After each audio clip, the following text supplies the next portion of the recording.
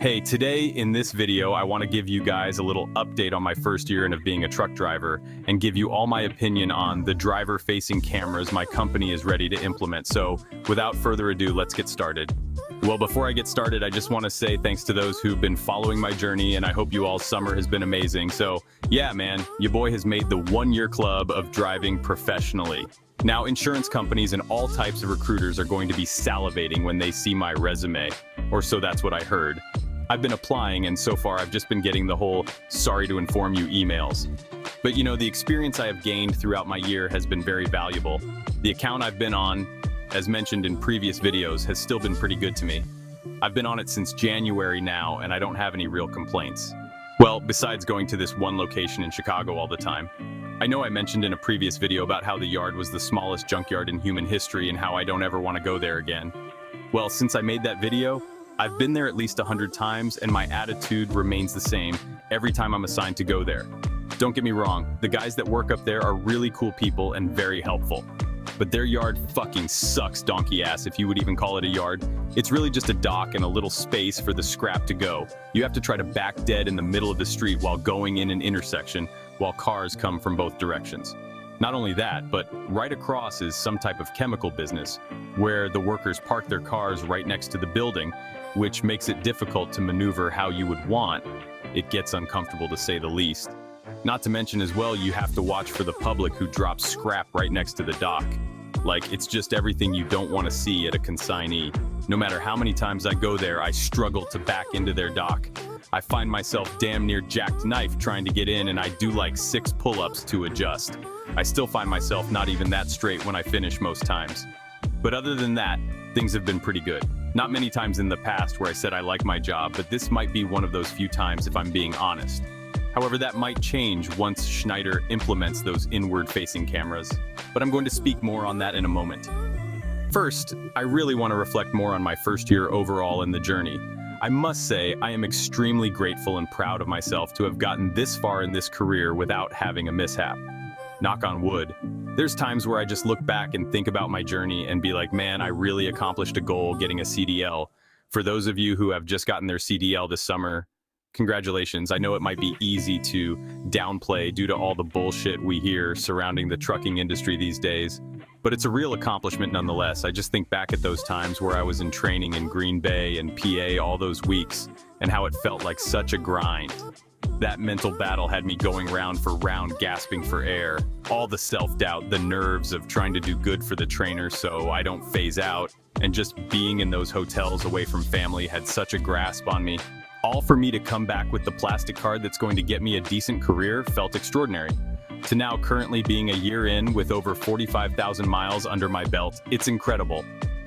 But be no dummy, I am not perfect by no means. I'm still probably right below mid when it comes to backing. Do not ask me shit about tandems, and the thought of DOT or just fucking up in general stays on my mind. I mean, it's kind of hard for it not to be when you work for Schneider. I seen videos where guys were saying they were getting terminated for dropping trailers and high hooking. I know that is true because they make us sign forms in regards to that. So I just really try to do things the Schneider way to avoid any of that. I have too much respect for these big ass machines to get complacent. I hated when I had to leave the bulk tanker division months back, but I'm just glad a golden opportunity came up where I was able to make more money and be home every day. I thought I was going to be forced into some miserable dry van account that I wasn't going to be able to get out of till I completed my 9 months. I hear pretty much all the dry van accounts are pretty weak unless you get on a dedicated account here. It helps as well if you get a good DTL. But however, it seems as though they're going to put a lot of drivers in awkward situations with the implementation of the inward-facing cameras. The company just announced that they plan on using these AI-powered cameras made by Netrodyne or something. They're supposed to track speeds, and I guess it's going to be on some coaching shit as it tracks good and bad driving habits. But I honestly think it's some bullshit. Not going to sugarcoat. This shouldn't be a thing in my opinion. I know more companies are implementing this in their trucks for insurance reasons and quote-unquote safety, but to me, it's invasion of privacy and just a way for companies to micromanage. And if I'm going to be on some tinfoil hat stuff, it's probably used as an experiment to help track human data for when they really try to drop these self-driving semis. Don't mean to go all Alex Jones on you there, but sadly, we are all pawns in a game or like lab rats to these billionaires. But either way, it's fucking garbage. One of the reasons I got into trucking was to avoid those dreadful conversations with the Bobs and the Michaels of the world. I don't want to hear someone asking me why I took a sip of my drink when I was doing this, or why would you pick your nose when you're doing that. And, Schneider is adamant on the whole blowing your horn before you back, so they're probably going to get on people's ass on that as well. The company currently has outward-facing cameras, which I thought were pretty fair. They mainly use them when you get a critical event like hard braking, going over the governed 65 miles per hour, or wild steering. Like, why isn't that enough, Why must you go an extra mile to put a camera on my ugly ass while I'm just trying to get this funky ass load to its destination? And I know a lot of y'all probably gonna say shit like it's the new normal. It's not like it can track audio, or people work at warehouses and have cameras on them all the time. Number one, the shit ain't normal. Imagine you do Uber or DoorDash and they try to tell you in order to stay on the platform, you have to get this inward-facing camera installed in your car. Sounds crazy, right?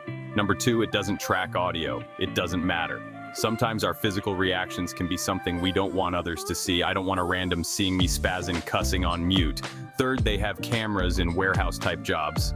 Okay? Those are regular-ass cameras for one. They're not powered by AI. Two, y'all damn near need them bitches anyway. Y'all be stealing shit, fighting each other, and be fucking the female co-workers. Us drivers just want to drive, period. The shit is definitely not cool for married team drivers. This is gonna have you guys getting hotels, because I know I wouldn't trust that shit for real. I know it's plenty of you that think that this isn't a big deal, but not gonna lie, you're part of the problem. You just go for anything. That's why a lot of these companies pay as ass. They don't respect your home time, and they just treat you like disposable trash. But I don't know. That's my 2 cents on that. It was a real bummer hearing that after completing a year here. I was just getting comfortable. I mean, I know I was probably going to look for those greener pastures eventually, just because Schneider's really just a puppy mill rookie company, but damn. I'll be lying if I said I didn't think them not having inward-facing cameras was a decent incentive to stick around, because like I said before, more and more companies are putting them in their trucks, and it's just bogus as hell. Now the company I work for is following suit. The pay was already nothing to brag about, and now they do this. But to be honest, I really should have seen this coming.